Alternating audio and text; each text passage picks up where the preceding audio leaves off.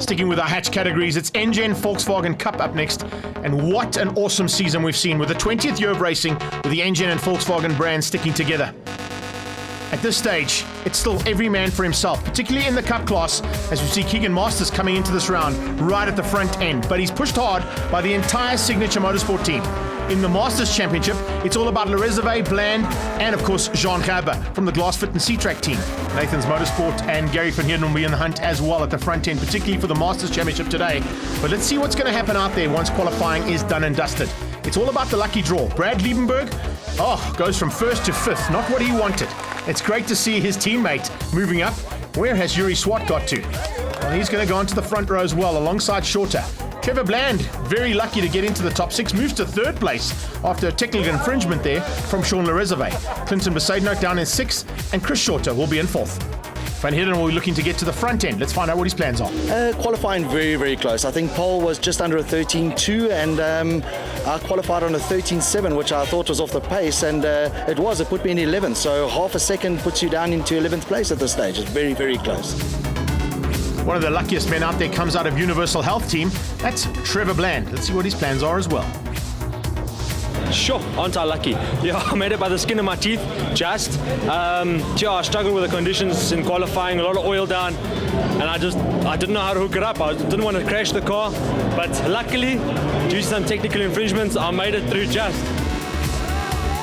Let's get those Dunlop tyres all sorted out. I never wanted to be a young man with candy floss in all my life so much. But it's time to go racing now, so let's get them kitted up, and let's look after the serious stuff now of Engen Volkswagen Cup.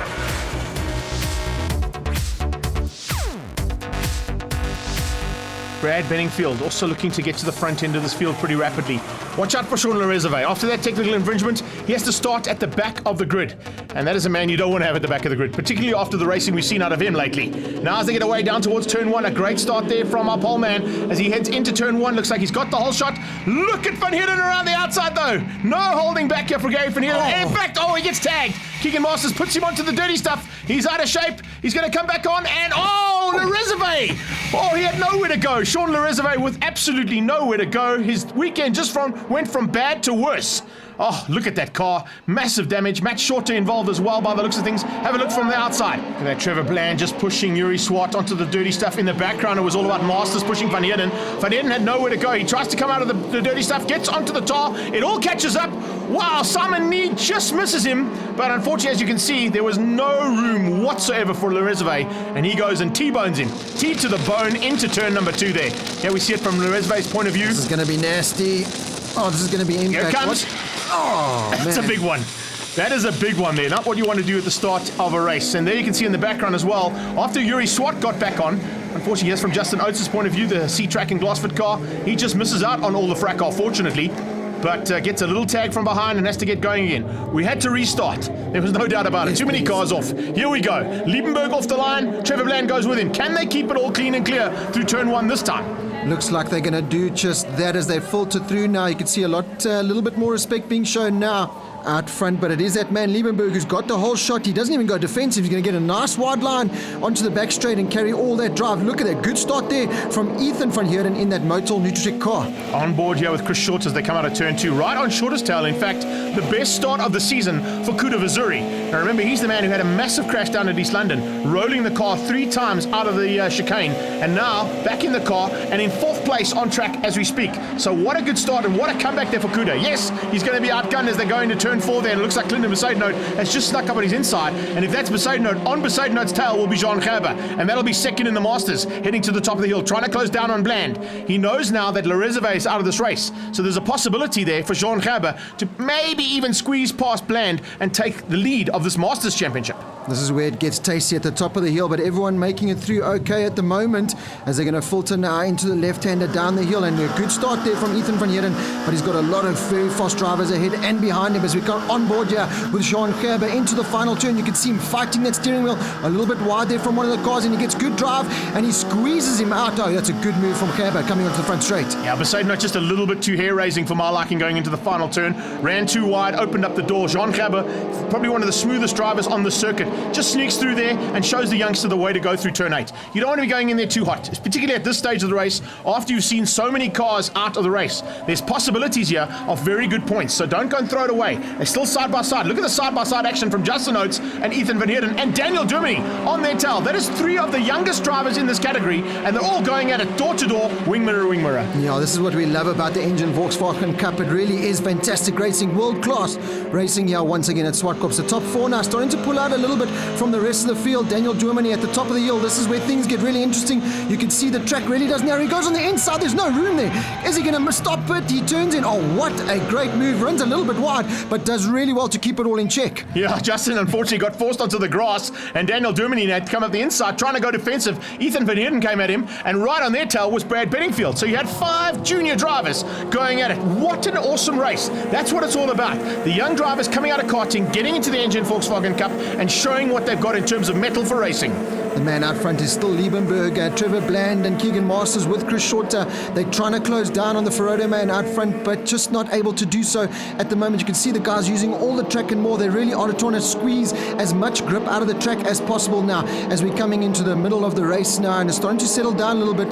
Watch out for Darren Oates, Simon Need and Daniel Dorman. He's still on a huge charge on board with Clinton Bezuidenhout as he goes down the back straight. Looking straight back into the eyes of Double D, Daniel Duminy. Can he do anything about Bezuidenhout? The 2 Natal boys going at it. Here comes Bedingfield on the inside of Justin Oates. What a recovery there from Justin Oates. Off the track, and he's already back into the thick of it, bringing Ethan Van Heerden. It was 2, it's now 5 again. And all 5 of these youngsters are not holding anything back. This is what Engen Volkswagen Cup is all about. Look at that. 3x3 through turn 4. Brilliant stuff. And poor old Simon Need, the only master in that battle at Duminy at the top of the hill again. This is where he likes to do it. And that's another place. You can see he just holds it on the inside, not letting the other driver in. Look at that, squeezing him out on track. Off track, I should say. So that's another place for Duminy. Oh, that he's really aggressive driving there. Poor Clinton Bezuidenhout was the man who lost out there and was forced off track. Is he going to repay the favour now going into the final turn? Well, he nearly did that on Jean Cabot the last time he came through, if you recall. But now he's on Daniel Duminy with the Nashua car right on his tail. In fact, on the bumper, rubbing that bumper off. Brad Bedingfield giving everything he can as they came out of the last turn there. GNH Transport Corner has seen some incredible action here this weekend, particularly with those 5. Right, the pit crews, you can see them getting the duct tape ready to get these cars fixed for race number 2, because there's nothing but bumper bashing. Not for this man out front. Liebenberg has done it from start to finish just about as he comes into the final stages, using all the track and more, but setting the impressive lap times 1:13.2. But this is the battle that's going to go all the way down to the line. You can see now squeezing on the inside there is the Nashua car of Brad Bedingfield. There's going to be some high fives amongst these drivers, I can tell you. Even though they've had such an epic battle, they are good friends off track. So I think high fives are due down at Parc Fermé. Checkered flag is standing by though, and you can see it's basically a clean win here for Liebenberg. A clean win for Bland as well in second place. It means he's going to move up in the Masters Championship. Jean Cabot down in 5th place. Couldn't quite catch Shorter or Keegan Masters. So he's going to finish up in 5th overall, 2nd in the Masters. Simon Need will get his first podium. Here he comes. First podium there for the man from Mauritius. Great stuff for him. That's just going to boost his confidence. But this race is not done. Here they come. Bezuidenhout. On his tail is Oates. Justin Oates pushing Bezuidenhout to the line. Daniel Duminy's got a little bit of a gap, but Bedingfield is there, and so is Ethan Van Heerden. Who's going to take the second place in this little battle? Wow. Top quality stuff again from Engen Volkswagen Cup. Yeah, they crossed the line, literally a cigarette paper apart from each other. But it was that man, Clinton Bezuidenhout, who managed to hold off the other fast youngsters behind him. But at the flag, it was Bradley Liebenberg ahead of your first master, Trevor Bland, Keegan Masters, Chris Shorter, and Juan Cabot, rounding out your top 5. And in fact, with Jean Cabot getting to that top 5, it's moved him up to the lead of the Masters side of this championship. At the top end of the Cup Championship, Masters still leads out ahead of Shorter, but Brad Liebenberg has stepped up into 3rd place and has closed things down. Le Reserve unfortunately losing out after this big incident. Yeah, it was one of those unfortunate things. Yesterday was a good day. Qualifying went well. Unfortunately, a technicality put us towards the back.